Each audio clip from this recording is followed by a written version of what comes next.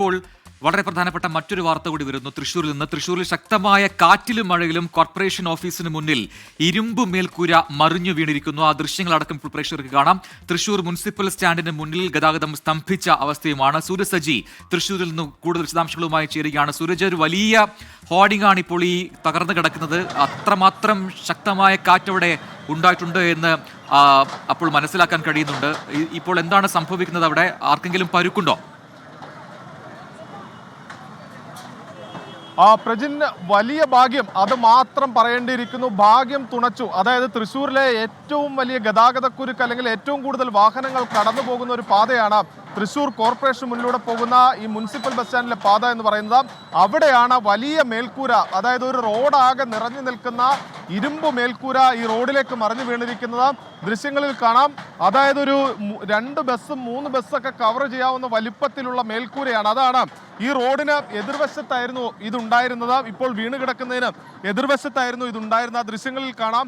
ആ ഭാഗത്തിന് എതിർവശത്തേക്ക് നമുക്കൊന്ന് പോകാം. ആ കെട്ടിടത്തിലേക്ക് പോയാൽ അതിന് എതിർവശത്തെ കെട്ടിടത്തിൽ നിന്ന് ഇത് പറന്ന് ഇപ്പുറത്തേക്ക് വീഴുകയായിരുന്നു, ഇപ്പുറത്തെ സൈഡിലേക്ക് വീഴുകയായിരുന്നു. അതായത് തൃശ്ശൂർ കോർപ്പറേഷന്റെ ഉടമസ്ഥതയിലുള്ള കെട്ടിടമാണ്. ആ കെട്ടിടത്തിന് മുകളിലുണ്ടായിരുന്ന മേൽക്കൂരയാണ് ഇത്തരത്തിൽ ഈ പറന്ന് താഴേക്ക് വീണിരിക്കുന്ന വലിയ ഒരു അപകടം.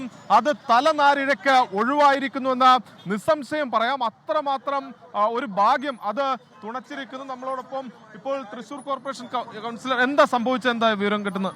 അല്ല, ഞങ്ങൾക്കിപ്പം ഞങ്ങളുടെ ഒരു മീറ്റിങ്ങിൻ്റെ ഇടയിലാണ് അറിഞ്ഞിട്ട് വന്നതാണ്. മുകളിൽ നിന്ന് എന്തോ ഒരു ഷീറ്റ് പറന്നു വന്നു എന്ന് അറിഞ്ഞതിൻ്റെ അടിസ്ഥാനത്തിൽ ഞങ്ങൾ വന്നപ്പോൾ കണ്ടപ്പം ഭയാനകമാണ്. പക്ഷെ ആർക്കും ഒന്നും പറ്റാത്തത് മഹാഭാഗ്യമാണെന്ന് വേണം പറയാൻ. അതെന്താണെന്ന് വെച്ചാൽ അതിൻ്റെ അന്വേഷണം കോർപ്പറേഷൻ തലത്തിൽ നടത്തണം എന്നുള്ളതാണ് അഭിപ്രായം. പ്രതിപക്ഷ നേതാവ് രാജൻ ബല്ലൻ കൂടി നമുക്കിപ്പോൾ ചേരുകയാണ്. എന്താ നമുക്ക് ലഭിക്കുന്ന വിവരം? ഞാൻ മനസ്സിലാക്കുന്നത് കഴിഞ്ഞ മഴക്കാലത്തിന് മുമ്പ് ഈ ഷീറ്റ് അടർന്നു നിൽക്കുകയായിരുന്നു. ഇത് ഇവിടുത്തെ വ്യാപാരികളെല്ലാം കോർപ്പറേഷൻ ശ്രദ്ധയിൽപ്പെടുത്തിയതാണ്. പക്ഷെ ശ്രദ്ധയിൽപ്പെടുത്തിയിട്ട് പോലും യാതൊരു നടപടികളും കോർപ്പറേഷൻ ഭാഗത്തുണ്ടായില്ല. ഈ അപകടം മുന്നിൽ കണ്ടുകൊണ്ട് ഈ സമീപത്തുള്ള കച്ചവടക്കാരും ആളുകളും കോർപ്പറേഷൻ കൗൺസിലർമാരും പ്രതിപക്ഷ കൗൺസിലർമാരടക്കം മേയറുടെയും ബന്ധപ്പെട്ട ഉദ്യോഗസ്ഥരുടെയും ശ്രദ്ധയിൽപ്പെടുത്തിയ സംഭവം പോലും ഇതുവരെ നടപടികൾ സ്വീകരിച്ചില്ല. കഴിഞ്ഞ മഴയ്ക്ക് ഒരാഴ്ചകൾക്ക് മുമ്പാണ് ഇത് കാറ്റത്ത് അടർന്നിരുന്നത്. ഇതിപ്പോൾ വീണ്ടും രണ്ടാമത് കാറ്റ് വന്നപ്പോൾ ശക്തമായ അപകടമുണ്ടായി. ഇതിന്റെ ഉത്തരവാദിത്തം കോർപ്പറേഷൻ ഭരണസമിതിക്കാണ്. ഇത് കെടുകാര്യസ്ഥയുടെ ഏറ്റവും വലിയ ഉദാഹരണമാണിത്. അപകടം തലനാരിഴയ്ക്ക് ഒഴിവായി. അപകടം എങ്ങനെ ഉണ്ടായി?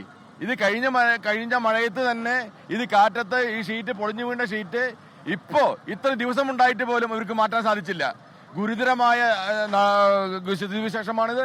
ഇത് ഗുരുതരമായ അപകടം ഉണ്ടാകുന്നത് തലനാരിക്ക് തന്നെ രക്ഷപ്പെട്ടു. തലനാരിക്ക് ഇത് കോർപ്പറേഷന്റെ പിടിപ്പുകേടാണ്, അനാസ്ഥയാണ്, അതിൽ സംശയമില്ല.